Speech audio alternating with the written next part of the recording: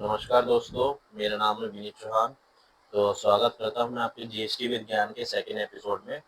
Episode 1 में हमने सीखा था जीएसटी क्यों लाया गया, जीएसटी का क्या पर्पस था और जीएसटी से पहले क्या होता था और जीएसटी के बाद क्या हुआ।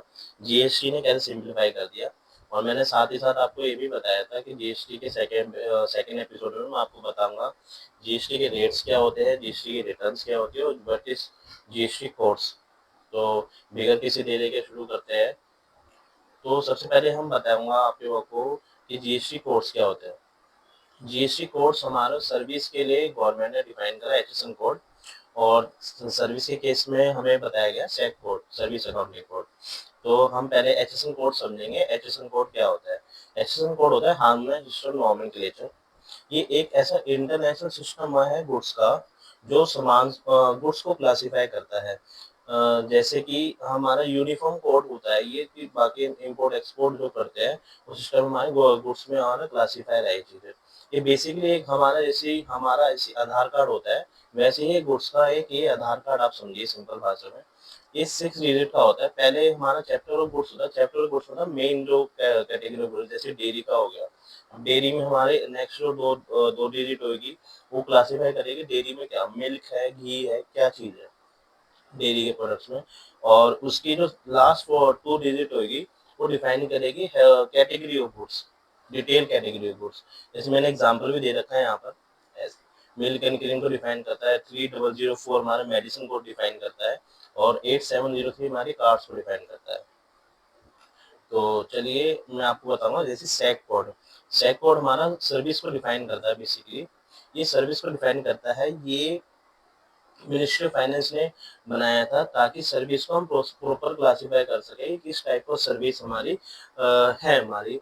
तो ये बेसिकली 2 डिजिट तो इनकी सेम रहती है। स्टार्टिंग की जो 2 डिजिट रहती है वो सेम रहती है और बाकी जो 4 डिजिट रहती है और बाकी वो हमारे किस टाइप ऑफ सर्विस है। जैसे इसमें दे रखा है सर्विस ऑफ ट्रैवल एजेंट हो गया, रियल स्टेट सर्विस हो गया, हेल्थ एंड एजुकेशन हो गया, मिनिस्ट्री सर्विस हो गया, किस टाइप ऑफ सर्विस हो गया।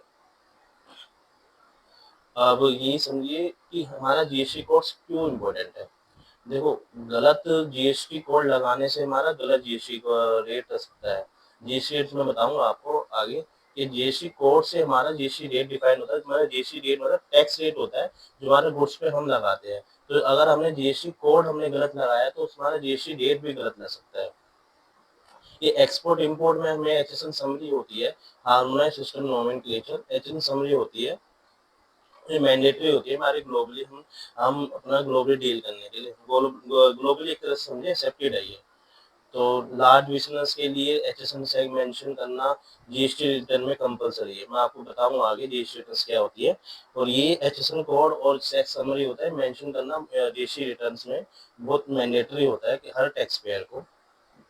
जैसे मैंने बताया था एक सिंपल अंडरस्टैंडिंग के लिए ये एचएसएन का मतलब गुड्स का आधार कार्ड, सर्विस के लिए सर्विस का आधार कार्ड। ये हमारा एक तरह से जो है गुड्स और सर्विस को आइडेंटिफाई करने का उसका आधार कार्ड समझिए।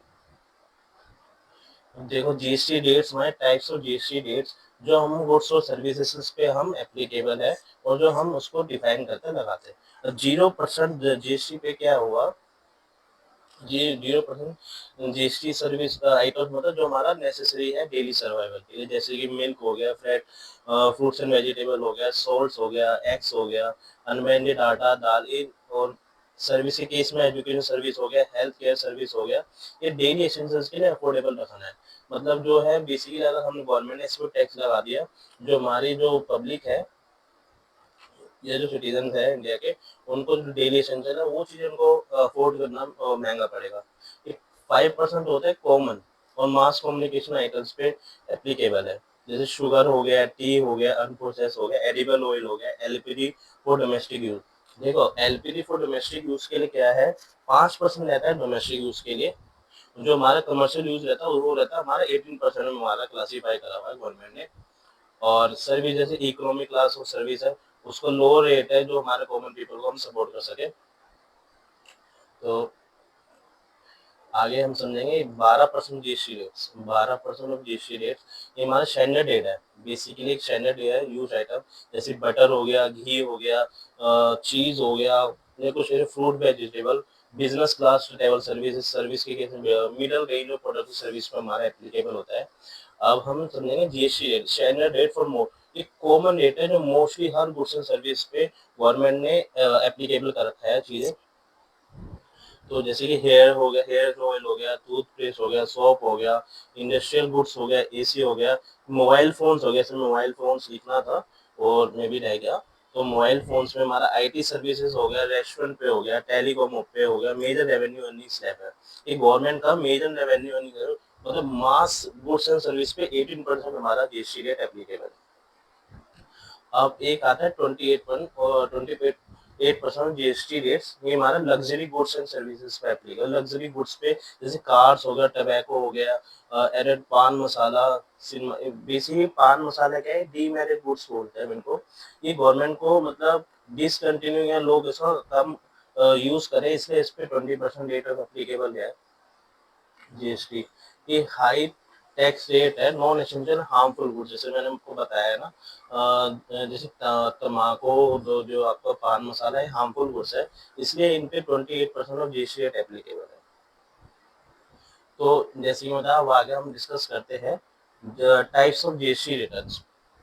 तो टाइप्स ऑफ जीएसटी रिटर्न, सबसे पहले रिटर्न होती है कॉमन रिटर्न जो हमारी है जीएसटी वन। ये outward supplies of return, outward supplies of return मतलब ये जो हमारा सेल्स के लिए लोग फाइल करता है, जो भी ड्यूरिंग द ईयर हमने ड्यूरिंग द मंथ हमने सेल करी। ये सपोज हमने अप्रैल मंथ में, अप्रैल 25 को हमने हमारी जो भी सेल रही 1 अप्रैल से लेकर 30 अप्रैल तक जो भी सेल रही, तो हम उसकी जो है गवर्नमेंट को नोटिफाई करेंगे जीएसटी वन रिटर्न में। और 11th ऑफ कंटिन्यूड मंथ, मतलब 11 तारीख नेक्स्ट मंथ के लिए ये मंथली फाइल होती है। और ये 13 मंथ तो क्वार्टरली, क्वार्टरली मतलब अगर जिसकी 5 करोड़ से टर्नओवर ज्यादा है तो उन पर क्वार्टरली एप्लीकेबल होती है। 5 करोड़ से जिनकी टर्नओवर कम है उनको मंथली एप्लीकेबल होती है। इसमें लिखा हुआ क्या होता है, सेल्स ऑफ आउटवर्ड सप्लाई, जो सेल करी मैंने बता दिया। हर regular GST registered tax payer को फाइल करना पड़ता है, मंथली क्वार्टरली का है, वो 5 करोड़ वाली लिमिट है। जीएसटी थ्री भी बेसिकली क्या होता है, जीएसटी वन की समरी ऑफ रिटर्न होती है। इसके थ्रू हमारा जो भी टैक्स होता है और हम उसको एडजस्ट करते हैं अपने आईटीसी से। आईटीसी में आपको आगे बताऊंगा आने वाली वीडियो में क्या होता है, उससे एडजस्ट करके हम अपने टैक्स पेमेंट करते हैं। ये 20th ऑफ नेक्स्ट मंथ करते हैं हम, हर मंथली। वही इसका क्वार्टरली, क्वार्टरली भी होती है, मंथली फाइल होती है, एज ऑन टर्नओवर डिपेंड करता है। और 20th ऑफ नेक्स्ट मंथ हमारा एप्लीकेबल होती है रिटर्न। GSTR 4 और CMP 08। बेसिकली मैं इसको आगे बताऊंगा आपको चीज़ों को। आप बेसिकली ये समझिए कॉम्पोजिशन स्कीम क्या होता है। बेसिकली जो स्मॉल टैक्स पेयर होती है गुड्स के केस में होते हैं 1.5 करोड़, और कुछ नोटिफाइड स्टेट्स हमने डिफाइन कर रखी है जिनके लिए गवर्नमेंट ने 75 लाख रुपये और 75 टर्नओवर हमारा एप्लीकेबल है, नोटिफाइड स्टेट्स है। और सर्विस के केस में 50 लाख रुपीज़। इसमें कॉम्पोजिशन टैक्स पेयर में क्या होता है कि अगर किसी को जो छोटा बिजनेस होता है, अगर उसको ज़्यादा रिटर्न ज़्यादा वो नहीं करना, सिंपल एक रिटर्न फाइल करता है और वो 5% के रेट पे गवर्नमेंट को, ये नोटिफाइड रेट पे जो है गवर्नमेंट को टैक्स पे कर देता है। और CMP 0 होता है, ये क्वार्टरली फाइल होता है, 18th of every month file होता है। ठीक है, आगे मैं आपको बताऊंगा कॉम्पोजिशन टैक्स पेयर पर्सन कौन होते हैं। और ये जीएसटी 5 एप्लीकेबल होती है नॉन रेजिडेंट टैक्स पेयर, जो मतलब कुछ टाइम के लिए इंडिया में आते हैं और अपना बिजनेस करते हैं, उनके लिए एप्लीकेबल होती है रिटर्न्स। यही बताऊंगा जीएसटी इनपुट सर्विस डिस्ट्रीब्यूटर क्या होता है, इनके लिए GST 6 फाइल करते हैं। ये IGST रजिस्टर्ड एंट्री होती है, मंथली होती है, 30th of next month every month करते हैं।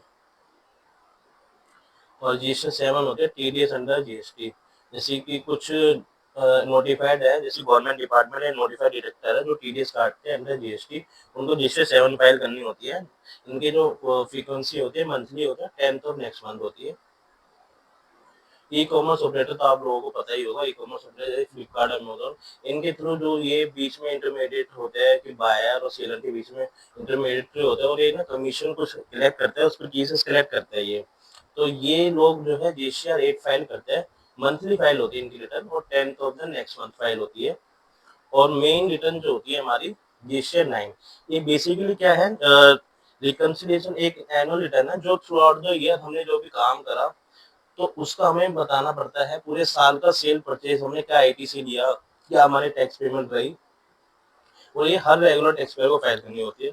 टर्नओवर इसकी होती है 2 करोड़ से लिए ऑडिट के लिए मैंडेटरी है। अगर 2 करोड़ नहीं है तो ऑप्शनल होता है आपके पास, मगर अगर टर्नओवर आपकी 2 करोड़ से ज़्यादा है तो आपको मैंडेटरी है रिटर्न फाइल करना।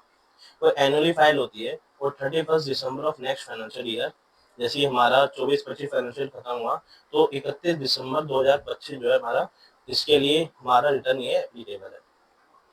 पोजीशन 9 बेसिकली रिकंसिलिएशन स्टेटमेंट होती है। अगर हमारा कुछ हमने आईटीसी ज़्यादा लिया, आईटीसी कम लिया, या कुछ हमने सेल्स हमने ज़्यादा दिखा the through out the year जेशिया 1 में या जेशिया 3 में, तो हमारे रिकंसिलिएशन स्टेटमेंट होती है और ये एप्लीकेबल होती है हर टैक्स पेयर पे जिसकी टर्नओवर 5 करोड़ से ज़्यादा है।